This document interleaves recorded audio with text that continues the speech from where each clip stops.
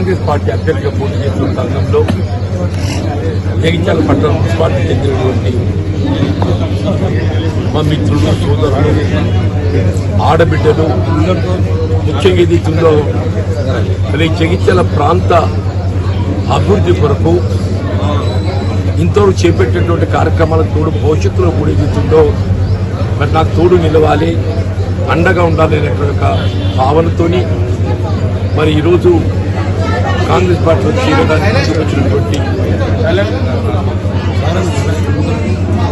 అడవాల జ్యోతి గారు ఏదైతుందో మున్సిపల్ చైర్మన్గా ఎంపిక కాబడిన తరుణంలో వారికి సహకరించినటువంటి ఒక కౌన్సిల్ అందరూ కూడా సిరికొండ పద్మయ్య కానివ్వండి కాక లావణ్య కానివ్వండి కాక రజనీ కానివ్వండి రేణుక కానివ్వండి భారతి కానివ్వండి మా అల్లె సాగర్ కానివ్వండి అంటే వాస్తవంగా చెప్పంటూ నేను ఇలా రాజకీయాలకు అతీతంగా స్థానికుడు అనేటువంటి ఒక భావనతోని భవిష్యత్తులో ఈ ప్రాంత అభివృద్ధికి దోహదపడతాడనేటువంటి ఒక ఆలోచనతో మరి అందరూ ముందుకొచ్చి వీళ్ళ కాంగ్రెస్ పార్టీలో చేరిన సందర్భంగా వారిని వారి మిత్రులను సహచరులను అందరినీ కూడా ఉదయపూర్వకంగా కాంగ్రెస్ పార్టీకి ఆహ్వానిస్తూ ఇవాళ నా రాజకీయ భవిష్యత్తు ఇంతవరకు ఏదైతుందో సరే నా స్వయం కృషితో నేను ఈ స్థాయికి వచ్చింది ఇలా భవిష్యత్తు ఏదైతుందో ఈ పార్లమెంట్ ఎన్నికల్లో పోటీ చేసేటువంటి ఒక ఆలోచన మరి ఏర్పడ్డట్టు ఒక పరిస్థితులలో అంటే వాస్తవంగా మొన్నటి శాసనసభ ఎన్నికల్లో నేను ఆశించిన పెద్ద పొందలేకపోవటం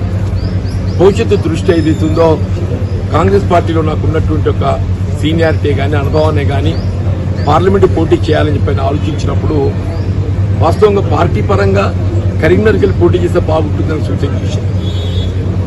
ఎందుకంటే నేను గతంలో 2 పర్యాయాలు కరీంనగర్ నుండి పోటీ చేయడం జరిగింది కాబట్టి కరీంనగర్కి వెళ్ళి పోటీ చేస్తే వీళ్ళ గెలుపుకు అవకాశాలు బాగుంటామనే ఒక భావనతో అధిష్టానం ఏదైతుందో కరీంనగర్ నుండి పోటీ చేయడానికి సూచన చేయడం జరిగింది. కానీ వాస్తవంగానే ఆనాడు కరీంనగర్ పార్లమెంట్ అభ్యర్థిగా పోటీ చేసినట్టు పరిస్థితులలో ఆనాడు జగిత్యాల కానీ కోరుట్లో కానీ కరీంనగర్ పార్లమెంటు నియోజకవర్గం అంతా భాగం 2009లో ఎప్పుడైతే నియోజకవర్గాల పునర్విభజన చేయడం జరిగిందో అప్పుడు జగిత్యాల కోరుట్ల ఈ 2 కూడా ఏదైతుందో నిజామాబాద్ పార్లమెంట్ నియోజకవర్గంలో చేర్చింది. నేను ఒకటి ఆలోచించా అంటే వాస్తవంగా నాకు రాజకీయ జన్మనిచ్చింది జగిత్యాల నియోజకవర్గం.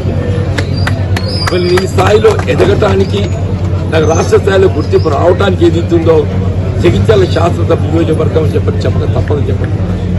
నాకు ఈ జగిత్యాల ప్రాంతంతో ఉన్నటువంటి అనుబంధాన్ని పురస్కరించుకొని భవిష్యత్తులో నాకు రాజకీయంగా ఏ హోదా వచ్చినా ఈ ప్రాంతాన్ని సేవ చేయడం ఏదైతుందో నా భవిష్యత్తు బాధ్యతగా భావించాలని చెప్పండి.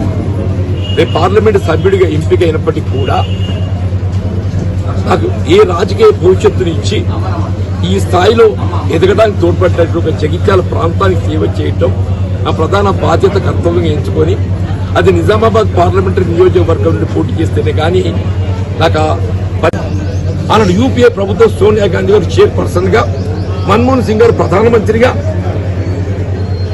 1993 కేవలం ఉద్యోగాలకే పరిమితమైనటువంటి రిజర్వేషన్ సౌకర్యం విద్యలో కూడా మన ఓబీసీలకు రిజర్వేషన్ సౌకర్యాన్ని అమలు తెచ్చినటువంటి ఒక ఘనత కాంగ్రెస్ పార్టీ చెప్పడం చెప్పండి.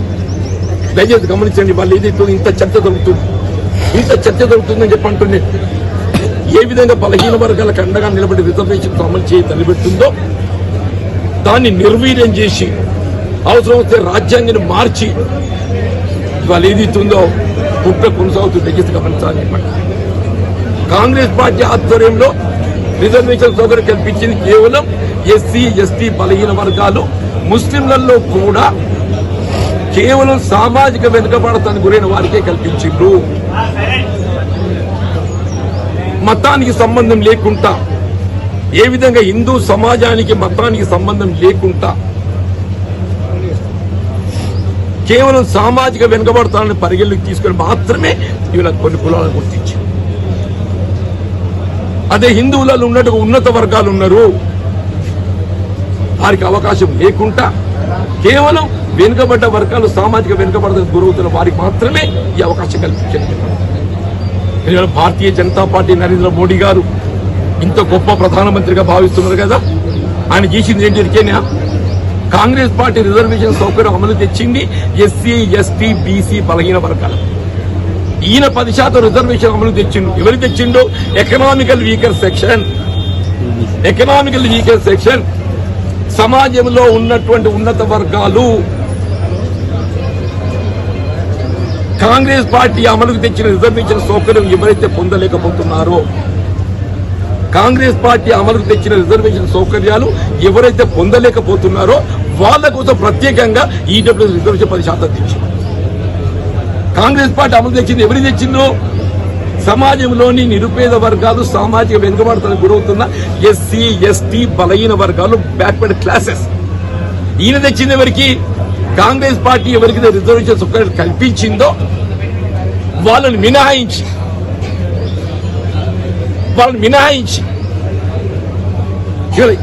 మోడీ గారు అమలు చేసి తలపెట్టిన ఈడబ్ల్యూఎస్ రిజర్వేషన్ లో ఎస్సీలకు స్థానం లేదు, ఎస్టీలకు స్థానం లేదు, బలహీన వర్గాలకు స్థానం లేదు.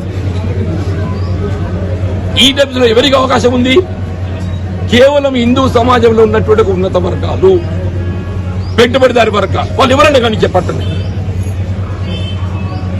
మా ముస్లిం సమాజాన్ని ఏదైతుందో బూచిగా చూపెట్టి ఇలా హిందువులలో ఏదైతుందో ఒక విధమైనటువంటి మత విద్వేషం ఎత్తుకునే ప్రయత్నం చేస్తుంటా.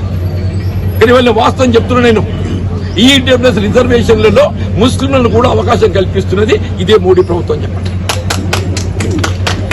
ఇది మీకు ఎవరికి మీ ఆలోచన తట్టిందో తట్లో తెలియజెప్పంటూ నేను, ఇదే మోడీ ప్రభుత్వం ఇవాళ ఏమంటుంది?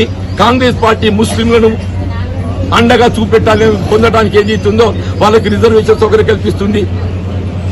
కాంగ్రెస్ పార్టీ ముస్లిం సమాజానికి కల్పించే రిజర్వేషన్ మతపరంగా కాదు, వాళ్ళలో ఉండే సామాజిక వెనుకబడతనాన్ని పరిగణన తీసుకొని మాత్రమే కొన్ని వర్గాలు కల్పిస్తుంది. ముస్లింలలో ఉండేటువంటి షేక్, ఖాన్, పఠాన్, మొఘల్ ఇట్లాంటి ఉన్నత వర్గాలకు ఏదైతే ఉందో వాళ్ళకి అవకాశం లేదు. ఇదే మోడీ గారు ఏం చేస్తుంది? వాళ్ళ సమాజంలో ఉన్నటువంటి ఉన్నత వర్గాలు, వాళ్ళు ఏ వర్గమని కానీ చెప్పంటున్నా, వాళ్ళు హిందువులే కానీ ముస్లింలే కానీ ఎవరన్నా కానీ, ఇందులో ప్రధాన లబ్ధాలు ఎవరు కాబోతుండ్రో? హిందూ సమాజంలో ఉన్నటువంటి ఉన్నత వర్గాలు, ముస్లిం సమాజం అని చెప్పండి.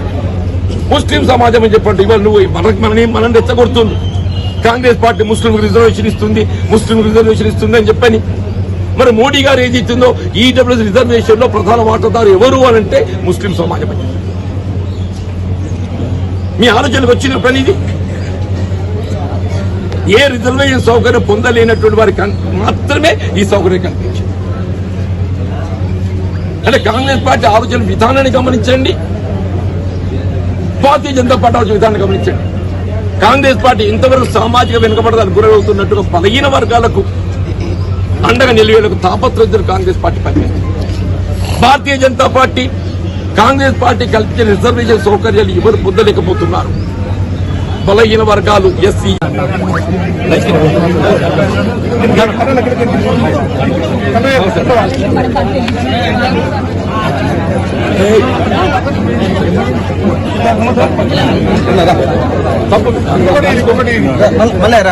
ఇప్పుడు ఎంతో సీట్ వచ్చింది.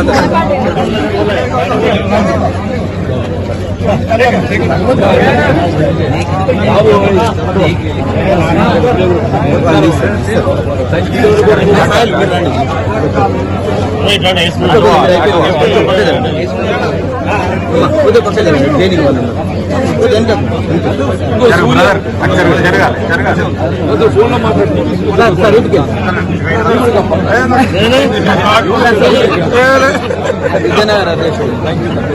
మల్లయ్య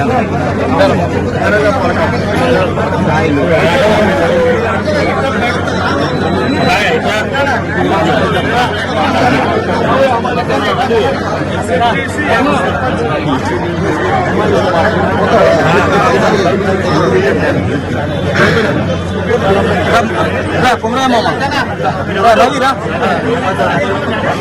కాయలు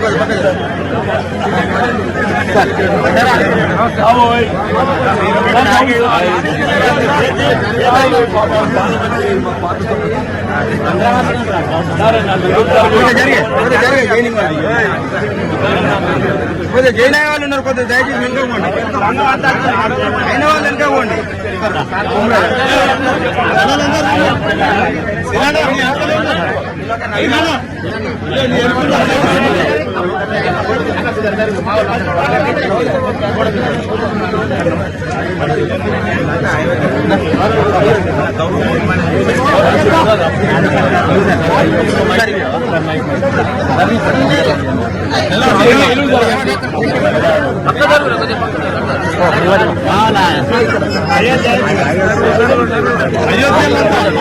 అయోధ్య లేడీస్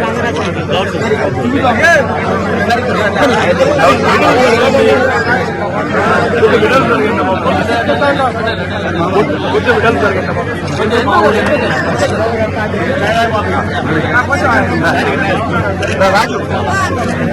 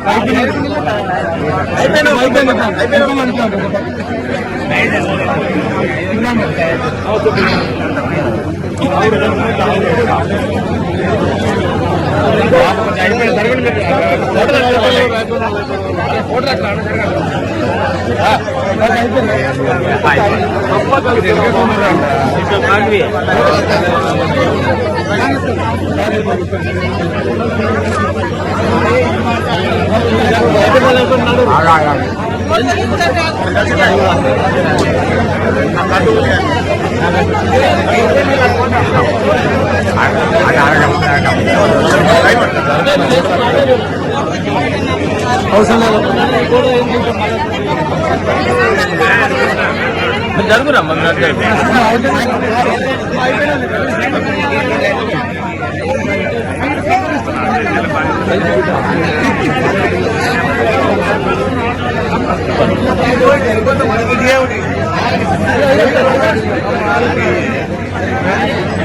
ఎక్స్ట్రా పెట్టినా సాయి కుమార్ రండి సాయి కుమార్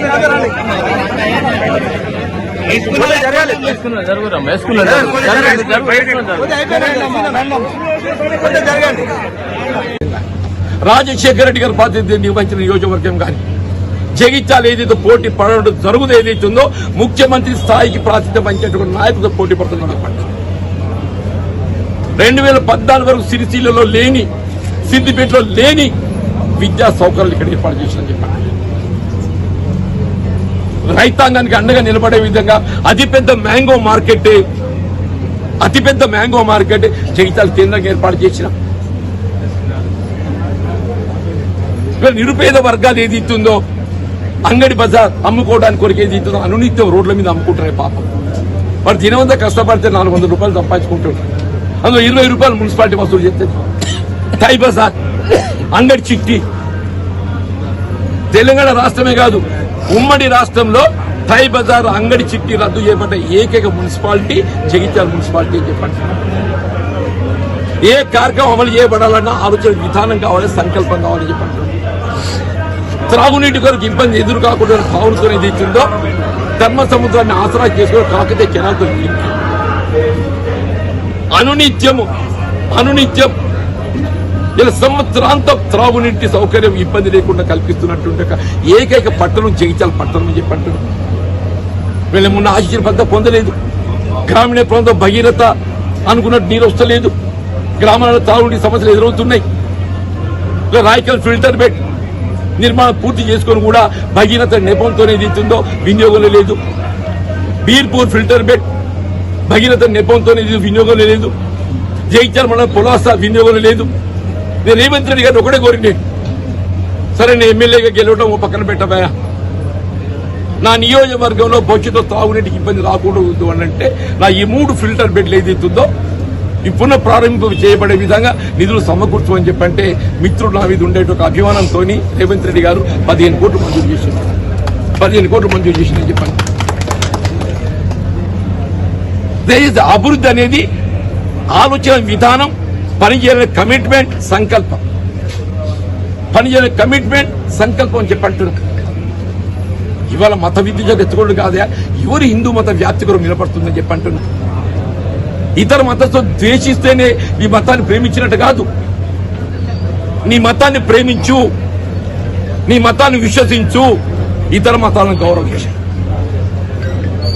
నీ మతాన్ని ప్రేమి ఒక హిందువుగా ఏదైతుందో నేను హిందూ మతాన్ని ప్రేమిస్తా, విశ్వాసం నాకు. ఇతర మతాలను వారి ఆలోచన విధానానికి అనుగుణంగా వారు గౌరవిస్తారు, నువ్వు గౌరవించు. ఎన్నికల కోసం, రాజకీయ లబ్ధి కోసం సమాజంలో చిచ్చు పెట్టే విధంగా ఏదైతుందో ఇది ఏంటి? నువ్వు ఎక్కడ పట్టకపోదలుచుకున్నావు ఈ సమాజాన్ని అంటూ నేను. నీ స్వార్థం కొరకని చెప్పంటూ నేను. నీ స్వార్థం కొరకు నీ సమాజాన్ని ఎక్కడికి పట్టుకోదలుచుకున్నావు, ఏం చేయదలుచుకున్నావు చెప్పంటూ నేను. ఇంత స్పష్టంగా పేర్కొన్న రిజర్వేషన్స్ ఏదైతుందో ఇవాళ సమాజంలో ఉన్న నిరుపేద వర్గాలు, సామాజిక వెనుకబడత గురవుతున్నటువంటి దళితులు, ఎస్సీ ఎస్టీ బలహీన వర్గాలకు ఇలా దేశ స్వాతంత్రంకి వెళ్ళి ఇప్పటి వరకు చెప్పంటున్నాం. కేవలం కాంగ్రెస్ పార్టీ రూపొందించి అమలు తెచ్చిన రిజర్వేషన్లు అమలవుతున్న తల్లి. అదనంగా 1% కూడా లేదు. మోడీ గారు అమలు తెచ్చిన రిజర్వేషన్ కాంగ్రెస్ పార్టీ అమలు తలపెట్టినటువంటి ఒక ఏ సామాజిక వెనుకబడతనానికి ప్రోత్సహింప చేయాలన్నట్టు ఒక తలంపుతోని సమాజం నిరుపేద వర్గాలు, ఎస్సీ ఎస్టీ బలహీన వర్గాలు, బీసీలకు కలిపే రిజర్వేషన్లు ఉన్నాయి కదా, వాళ్ళకు మాత్రం లేకుండా తల్లి. బీసీలకు లేకుండా, ఎస్సీలకు లేకుండా, ఎస్టీలకు లేకుండా అన్రిజర్వ్డ్ క్యాస్ట్. ఎవరు అన్రిజర్వ్డ్ క్యాస్ట్? కాంగ్రెస్ పార్టీ ఎవరికైతే అవకాశాలు కల్పించిందో పొందలేనటువంటి వారు. కాంగ్రెస్ పార్టీ ఎవరికి కల్పించింది? బలహీన వర్గాలకు కల్పించింది. నువ్వెవరికి కల్పించదలుచుకుంటున్నావు? ఉన్నత వర్గాలకు. ఏమంటే ముస్లింల పేరు చెప్తావే, మరి యూపీలో ముస్లింస్ అందరు కూడా అన్రిజర్వ్డ్ క్యాస్టేనే. ప్రధాన వాటా పొందుతుంది ఎవరు? ముస్లిం అని చెప్పంటున్నా. మేము ముస్లిం రిజర్వేషన్ కల్పిస్తే ఏదైతుందో సామాజిక వెనుకబడతానని గురవుతున్న వారికి మాత్రమే కల్పిస్తున్నావు. నువ్వు అట్లా కాదురా నాయన. ఇలా పాకిస్తాన్ బూచికి చూపే ప్రయత్నం చేస్తుండే. ఇలా పాకిస్తాన్ మెడల్ వంచింది ఎవరు? కాంగ్రెస్ పార్టీ, ఇందిరాగాంధీ అని చెప్పంటున్నాను. 1971 గుర్తు తెచ్చుకుంటే దయచేసి. మన దాయేది దేశం పాకిస్తాన్ ఎన్నటికైనా మన వైపు కుట్రపూర్తిగా చూడకూడదని భావనతో ఏదైతుందో యుద్ధం ప్రకటించి పాకిస్తాన్ పై విజయకేత ఎగరవేసి పాకిస్తాన్ దేశాన్ని ముక్కలు చేసి బంగ్లాదేశ్ ఏర్పాటు చేసింది కాంగ్రెస్ పార్టీ అని చెప్పండి. పాకిస్తాన్ ముక్కలు చేయబడి ఉండి లేకున్నట్టయితే పక్కల బల్లెం లెక్క వాడు ఎప్పుడు మన కన్నెత్తుతుండే చెప్పండి. పాకిస్తాన్ మెడల్ వచ్చింది కాంగ్రెస్ పార్టీ అని చెప్పంటాడు. మోడీ గారు ఏం చేసింది ఎరికనా మీకు? ఆయన ప్రధానమంత్రి ఆయనకి చేసిన పని ఏంద్రా అని చెప్పంటే 2015 డిసెంబర్లో బిన్ బులాయ మెహమాన్ పిలువని పేరంట ఏదైతుందో పాకిస్తాన్ పోయి ఇదే నవాజ్ షరీఫ్ ప్రధానమంత్రితో అనుకొని వచ్చింది. తెలుసా మీకు ఈ సంగతి? రేపు ఖండించమని చెప్పు. 2015 డిసెంబర్ ఇదే భారత ప్రధాని ఇవాళ పెద్ద గొప్ప మతవాదిగా భావిస్తాడు కదా. పాకిస్తాన్ ప్రధానమంత్రితో ఏది ఇస్తుందో పిలువని పేరంటగా పోయి అని అనుకోని వచ్చాడు. కాంగ్రెస్ పార్టీ పాకిస్తాన్ శత్రు దేశాన్ని చూసింది. కేవలం ఉన్నత వర్గాలు, పెట్టుబడిదారు వర్గాలు, ముస్లిం సామాజిక వర్గం చెప్పంటూ నేను వాళ్ళకు కల్పించుతాను. మళ్ళీ ఎందుకు రెచ్చగొడతావా హిందూ ముస్లిం అని చెప్పని? ఎందుకు రెచ్చగొడతావు హిందూ ముస్లిం అని చెప్పంటూ నేను? కాంగ్రెస్ కల్పించే రిజర్వేషన్ సామాజిక వెనుకబడతారు. నువ్వు కల్పించేది ఉన్నత వర్గం. వీళ్ళ మత విద్వేషాలు రెచ్చగొట్టాడు. నాకున్న అనుబంధం చెప్తుండే. జగిత్యాల నాకున్న 40 సంవత్సరాల అనుభవంలో ఇక్కడ ప్రభుత్వ ఆస్తులు కాపాడటమే కానీ హిందూ ధార్మిక సంస్థల దేవాలయాల ఆస్తులు కాపాడటంలో ఆనాటికి ఈనాటి వరకు ఏది ఉందో ముందు ఉన్నది నేను అని చెప్పాను. నేను గర్వంగా చెప్తాను నేను జగిత్యాలలో ప్రభుత్వ ఆస్తులు కాపాడబడడం జరిగింది అని చెప్పంటే కేవలం జగిత్యాల భవిష్యత్తు దృష్టిలో ఉంచుకొని ఏనాటికైనా జగిత్యాలకు ఏదైతుందో ఇది రాష్ట్ర స్థాయిలో గుర్తింపు పొందేట ఒక పట్టణం కాబట్టి ఎస్ఆర్ఎస్పీ చెందినట్టు ధరూర్ క్యాంపులో ఒక అంగుళం కూడా ఏదైతుందో ఎవరిని అడుగు పెట్టనీయలేదు. కంచెగాడ కావాలన్నట్టుండే ఏదైతుందో ధరూర్ క్యాంప్ ఏదైతుందో ఇలా కాపాడటంతో మీకు జిల్లా కలెక్టర్ కార్యాలయం వచ్చింది, పోలీస్ కార్యాలయం వచ్చింది, ఇలా ప్రభుత్వ ఆసుపత్రి వచ్చింది, మెడికల్ కాలేజ్, ప్రభుత్వ వైద్యశాల వచ్చింది. ఇవన్నీ ఎట్లు వచ్చినాయి? నేను కంచెగాడ కావలి ఉన్నట్టు ఉండి సర్వుల క్యాంప్ ప్రభుత్వ స్థలాలు కాపాడడంతో ఇది వచ్చింది. ఇది ఒక ప్రజాప్రతినిధి బాధ్యత అని చెప్పంటారు. హిందూ దేవాలయాలు, ధార్మిక సంస్థలను కాపాడే బాధ్యత ప్రతి హిందూ అని చెప్పండి. నేను నా బాధ్యత గుర్తించే విధంగా ఇదే ఎడ్లంగడి రామాలయం చెందినటువంటి ఒక ఆస్తి అన్యాక్రాంతం చేయబడే విధంగా కొంతమంది ఏదైతుందో కొన్ని హక్కులు సృష్టించుకొని దాన్ని కాజేయాలని ప్రయత్నం చేస్తే నా జీవితం ఉన్నంత వరకు ఎడ్లంగడి రామాలయంలో ఎవరిని అడుగు పెట్టని అని చెప్పని ఏదైతుందో ఈనాటి వరకు కూడా ఏదైతుందో అడుగు పెట్టని కూడా కావాలి ఉంటుంది. నేను చెప్పండి, కోదండ రామాలయం ఇలా త్రేతాయుగంలో అందరికి ఆదర్శమూర్తి ఎవరు అని చెప్పంటే శ్రీరామచంద్ర ప్రభు అని చెప్పండి. అటువంటి కోదండ రామాలయం స్థలాన్ని అన్యాక్రాంతం చేయబడే విధంగా కొన్ని హక్కులు సృష్టించుకొని భూ కబ్జాదారులు ప్రయత్నం చేస్తే 2018 ఎన్నికలు ఓడిపోయింది. 18 ఎన్నికలు ఓడిపోయినాయి. మిత్రుడు సంజయ్ గారు ఏదైతుందో ఎమ్మెల్యే గెలిచింది. 2019 ఎన్నికల్లో మిత్రుడు అరవింద్ గారు, ధర్మపురి అరవింద్ గారు ఏదైతుందో భారతీయ జనతా పార్టీ ప్రాతినిధ్యం వహిస్తూ ఎంపీ గెలిచింది. 2020లో చెప్పంటూ నేను ఎప్పుడైతే కోదండ రామాలయం స్థలం అన్యాక్రాంతం చేయబడే భూ కబ్జాకు ప్రయత్నం చేస్తుంటే నా ఇద్దరు ఎమ్మెల్యే, నా ఎంపీ ఎవరు రెస్పాండ్ కాదని చెప్పంటున్నా. నేనేదైతుందో నా బాధ్యతగా ఇలా కోదండ రామాలయం ఆస్తులు కాపాడబడే విధంగా ఏదైతుందో ఆనాడు జిల్లా కలెక్టర్ గారికి, ఎస్పీ గారికి నివేదికలు ఇచ్చి న్యాయపూర్వక చేయడంతో పాటుగా జై శ్రీరామ్, జై హనుమాన్ అని చెప్పని ఆ ఆస్తిని కాపాడింది ఏదైతుందో నేను అని చెప్పండి. నేను అడగదలుచుకున్నా కోదండ రామాలయం చెందినటువంటి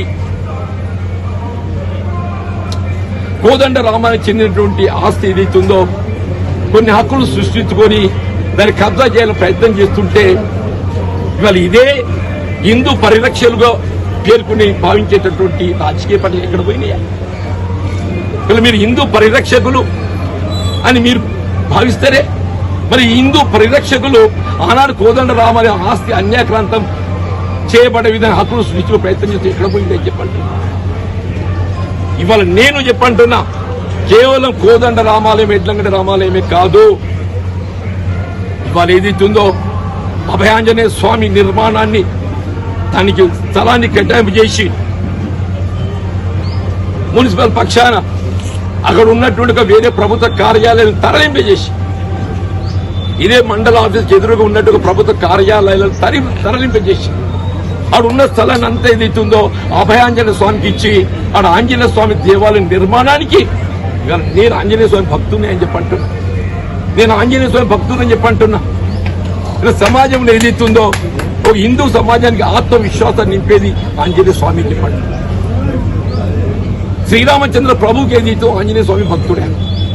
శ్రీరామచంద్ర ప్రభుని కొలిసే వాళ్ళకంటే ఎక్కువ ఆంజనేయ స్వామిని కొలుస్తారు. ఎందుకు? ఈయన శ్రీరామచంద్ర ప్రభు భక్తుడు కాబట్టి మనకు ఆత్మవిశ్వాసాన్ని నింపేవాడు. మనం చేపట్టే ప్రతి కార్యక్రమంలో ఏదైతుందో మనకు చేపద విజయం చేకూర్చేటువంటి యొక్క మరి ఆ దేవుడు ఆంజనేయ స్వామి అని చెప్పట్టు. అటువంటి ఆంజనేయ స్వామి దేవాలయ నిర్మాణం కొరకు ఏదైతుందో నేను చేయూత ఇచ్చి నేను బాధ్యత తీసుకున్నాను చెప్పండి. జగిత్యాల పట్టణమే కాదు, మీరు ఏ ప్రాంతంలో కానివ్వండి చెప్పంటున్నా, ఏ విధంగా ప్రభుత్వ ఆస్తులు కాపాడడం నా ప్రభుత్వ ప్రధాన బాధ్యత భావించిందో హిందూ ధార్మిక సంస్థలు దేవాలయ ఆస్తులు కాపాడడం కూడా నా బాధ్యత భావించని చెప్పండి. జగిత్యాల ప్రాంతంలో ఎక్కడ కూడా చెప్పంటున్నా, హిందూ ధార్మిక సంస్థలు దేవాలయాలకు సంబంధించిన ఆస్తులు అవి దేవుని సొమ్మ, దేవుని సొత్తు అని చెప్పండి. దేవుని సొత్తు అని చెప్పండి. దేవుని సొత్తు కాజేయాలని ఎప్పుడు ప్రయత్నం చేసిన ఏదైతుందో వానంతా దుర్మార్గుడు ఇంకోటి తల్లి చెప్పండి. బాధ్యత గల ప్రతినిధులు, పౌరులు నీ బాధ్యత నిర్వర్తించకుండా దేవాలయ ఆస్తులు కాపాడకుండా కూడా నువ్వు కూడా గంతేతావు అని చెప్పండి. నేను వాస్తవంగా అభ్యర్థిగా ఎంపికై దాదాపు 1 రోజులు గడిచిపోయింది. ఈ 1 రోజులు ఏదైతే వివిధ ప్రాంతాల్లో పర్యటిస్తూ మరి కాంగ్రెస్ పార్టీ అభ్యర్థిగా వివిధ స్థాయిలో ఉన్నట్టు ప్రజల మద్దతు పొందడానికి ప్రయత్నం చేస్తుంది. నాకు అంటే వాస్తవంగా ఇవాళ పరిస్థితి గమనిస్తే వీళ్ళ గెలుపు అనేది ఒక విధంగా నల్లేరు మీద నడకలా కనబడుతుంది. అంటే ప్రజల్లో ఏదైతుందో ఒకవైపు రాష్ట్రంలో అధికారానికి వచ్చిన కాంగ్రెస్ పార్టీ గౌరవ ముఖ్యమంత్రి రేవంత్ రెడ్డి గారు వారు ఎన్నికల్లో చేసినటువంటి ఒక ప్రణాళిక కార్యక్రమాలు అమలు చేయడము, దానికి తోడు ప్రజలతో నాకున్నటువంటి సాన్నిహిత సంబంధాలు, గతంలో ఈ ప్రాంతానికి వెళ్లి ప్రాతినిధ్యం వహించినటువంటి ఒక భారతీయ జనతా పార్టీ ప్రతినిధి యొక్క వైఫల్యం, ఈ రెండింటినీ ప్రజలు గమనంలోకి తీసుకుంటున్నారు. ఎన్నిక అనేది ఏదైతుందో పోటీలో నిలిచేటువంటి ఒక రాజకీయ పార్టీలకు ఆలోచన విధానం ఒకటి పరిగణన తీసుకుంటారు. రెండోది పోటీలో నిలిచేటువంటి అభ్యర్థుల యొక్క పనితనాన్ని కూడా గమనంలో తీసుకుంటారు. ఈ రెండింటిని పరిశీలించినప్పుడు ఏదైతుందో ఇక్కడ కాంగ్రెస్ పార్టీ ఆనాడు దేశ స్వాతంత్ర్యం కొరకు పోరాటం చేయడం జరిగింది. మనం ఆరంభిస్తే దేశ స్వాతంత్రానంతరం కూడా ఈ దేశ ఐక్యత కొరకు, ఈ దేశ సమగ్రత కొరకు కట్టుబడి ఉన్నటువంటి ఏకైక రాజకీయ పార్టీ కాంగ్రెస్ పార్టీ. ఈ దేశాన్ని ఏదైతే ఒక లౌకికవాదమైనటువంటి దేశంగా, ఒక సెక్యులర్ నేషన్ గా మొత్తం ప్రపంచంలో భారతదేశం గౌరవించబడుతుందని చెప్పంటే ఇది మౌలిక సిద్ధాంతం సెక్యులరిజం, లౌకికవాదం. కాబట్టి ఇలా భారతదేశం యొక్క గౌరవ ప్రతిష్టలు ప్రపంచ స్థాయిలో ఇవ్వడం విజయపడుతుందని చెప్పండి. భారతదేశ పౌరుడు ఎవరన్నా కానివ్వని చెప్పంటున్నారు. కుల మతాలకు తావు లేకుండా యావత్ భారత జాతి పౌరులందరూ కూడా హిందూ, ముస్లిం, సిక్, ఇసాయి అందరూ ఒకటి అని తెలియజెప్పేటువంటి ఒక రాజకీయ పార్టీ కాంగ్రెస్ అని. సమాజంలో ఉన్నటువంటి ఒక నిమ్న వర్గాలు, నిరుపేద వర్గాలు, దళితులు, ఎస్సీ ఎస్టీలు, బలహీన వర్గాలు, ఓబీసీ, బ్యాక్వర్డ్ క్లాసెస్ చెప్పంటున్నాయి. వాళ్ళ సంక్షేమం ఏదైతుందో ప్రధానంగా ఎంచుకొని కాంగ్రెస్ పార్టీ ముందుకు పోతుంది. నేను దయచేసి ఈ సందర్భంగా నేను గుర్తు చేయదలుచుకుంది, బాబాసాహెబ్ బిఆర్ అంబేద్కర్ గారి యొక్క ఆలోచన రాజ్యాంగ నిబంధనలకు అనుగుణంగా సామాజిక వెనుకబాటుతనాన్ని గురవుతున్నటువంటి వర్గాలు, బలహీన వర్గాలు, బ్యాక్వర్డ్ క్లాసెస్ వారికి ఏదైతుందో విద్యా ఉద్యోగాలలో ప్రోత్సాహం కల్పించగలిగినప్పుడు మాత్రమే మనం ఆశించిన పురోగతి పొందగలుగుతామనేటువంటి ఒక భావనతోని ఏ రాజ్యాంగ నిబంధనలకు అనుగుణంగా ఎస్సీ ఎస్టీలకు కల్పించే రిజర్వేషన్ సౌకర్యాలు బలహీన వర్గాలకు బీసీలు కూడా కల్పించాలని చెప్పని కార్యాచరణ రూపొందించి అమలు తెచ్చినటువంటి ఒక ఘనత కాంగ్రెస్ పార్టీ అని చెప్పని చెప్పక తప్పదని చెప్పండి. మన రిజర్వేషన్ గురించి చర్చ జరుగుతున్న సందర్భంగా నేను ఒకటి గుర్తు చేయదలుచుకున్నాను. ఇవాళ తెలంగాణ రాష్ట్రమే కానీ భారతదేశమే కానీ అమల్లో ఉన్నటువంటి రిజర్వేషన్లు అన్ని కూడా అది ఏ వర్గమే కానివ్వండి చెప్పంటున్నాను, ఎస్సీ కానీ, ఎస్టీ కానీ, బీసీ కానీ, ఓబీసీ కానీ, ఇవన్నీ కూడా కాంగ్రెస్ పార్టీ అమలు తెచ్చినటువంటి రిజర్వేషన్స్. తెలంగాణ ప్రాంతానికి సంబంధించి ఉమ్మడి రాష్ట్రంలో కాంగ్రెస్ ప్రభుత్వం అధికారం ఉండగా దేశంలోనే మొట్టమొదటిసారిగా బలహీన వర్గాలకు ప్రాధాన్యత కల్పించబడే విధంగా వాళ్ళ కుల వృత్తులు ప్రోత్సహిస్తూ విద్యా ఉద్యోగాలకు ఏదైతుందో 25% రిజర్వేషన్ సౌకర్యం కల్పించడం 25% అని చెప్పండి. జాతీయ స్థాయిలో కూడా బలహీన వర్గాల రిజర్వేషన్ సౌకర్యం కల్పించేయాలని చెప్పని ఏదైతే మండల్ కమిషన్ నివేదిక ఇవ్వడం జరిగిందో ఆ మండల్ కమిషన్ నివేదిక ఆనాటి జనతాదళ్ ప్రాతినిధ్యం వహిస్తున్న డిపి సింగ్ గారు అమలు చేసే ప్రయత్నం చేస్తే ఇదే భారతీయ జనతా పార్టీ అని చెప్పంటున్నా. ఇదే భారతీయ జనతా పార్టీ ఎప్పుడైతే విపి సింగ్ గారు మండల్ కమిషన్ నివేదిక అమలులో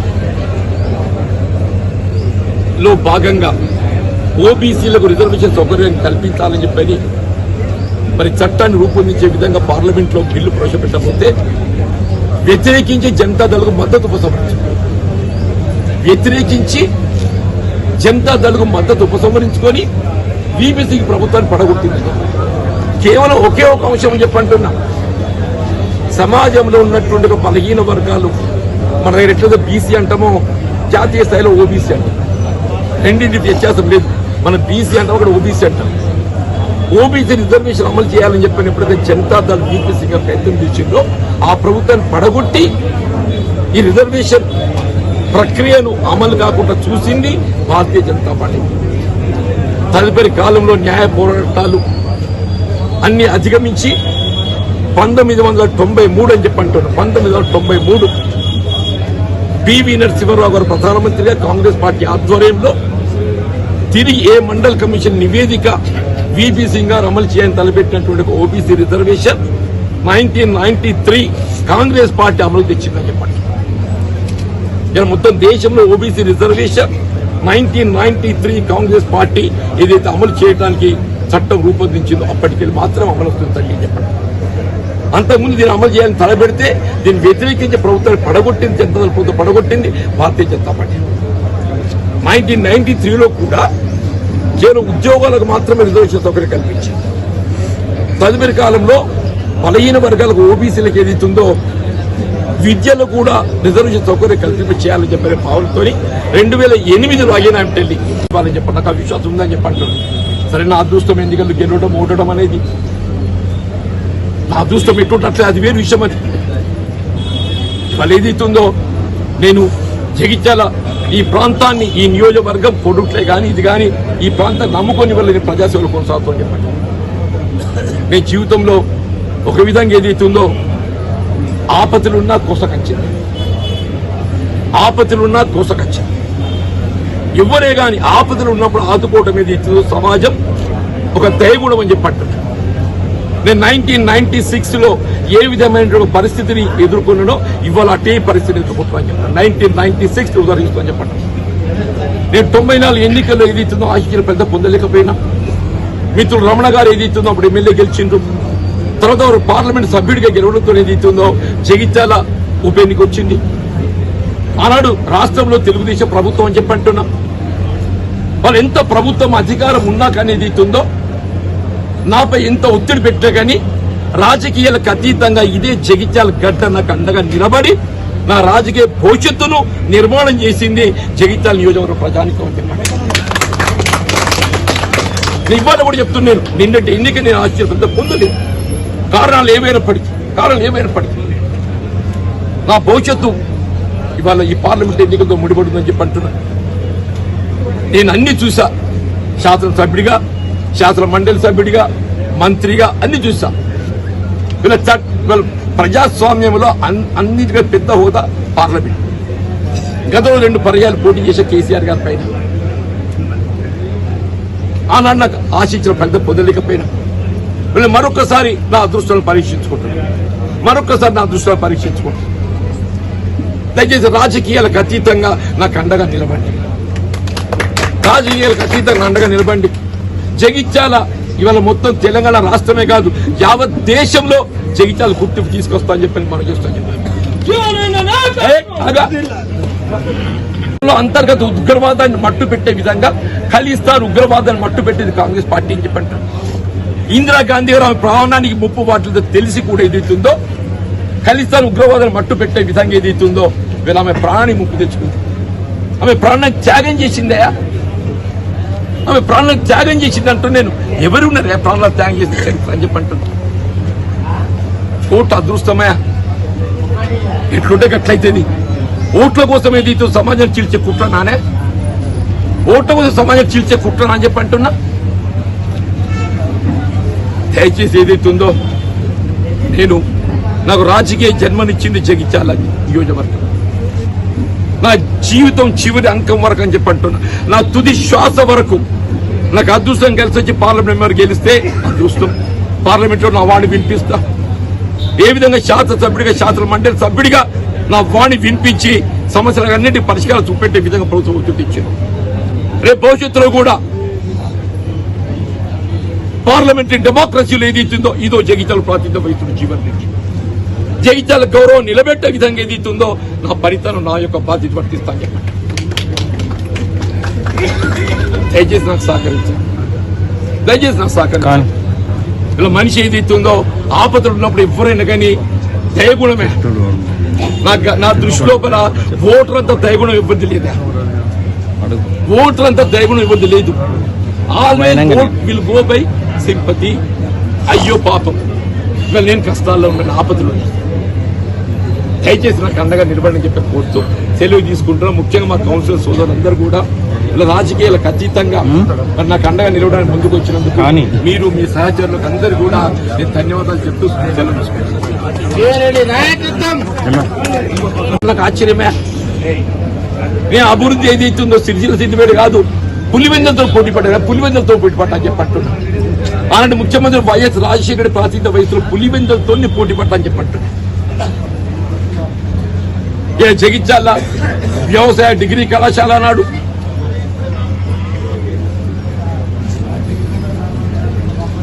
జేఎన్టీయూ ఇంజనీరింగ్ కళాశాల, మహిళా డిగ్రీ కళాశాల,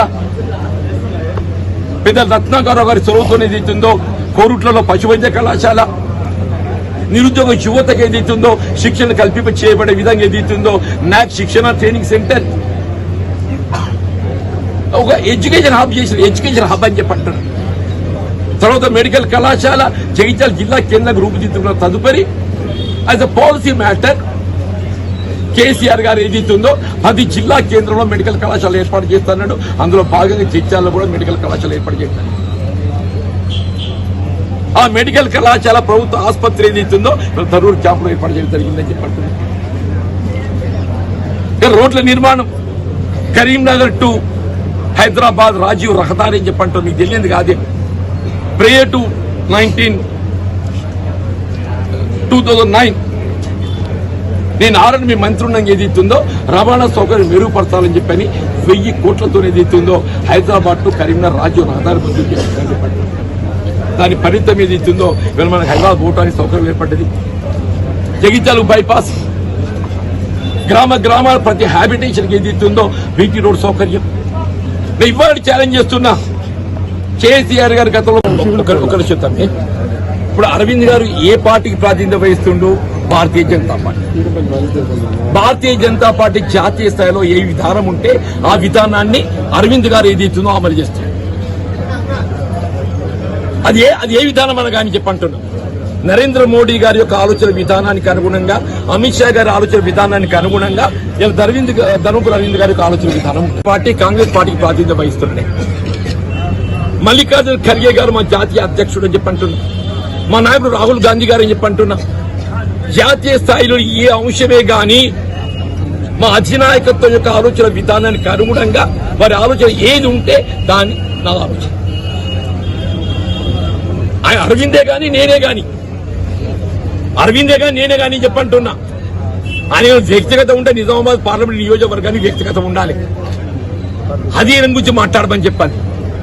అభివృద్ధి గురించి మాట్లాడు చేత కాదు. కానీ మోడీ గారి ఆలోచన విధానం ఈయనవడే చెప్పడానికి, ఆయన చెప్పే ఆలోచన విధానం ఎవరిది? మోడీ గారి ఆలోచన విధానం అని చెప్పి అంటున్నా.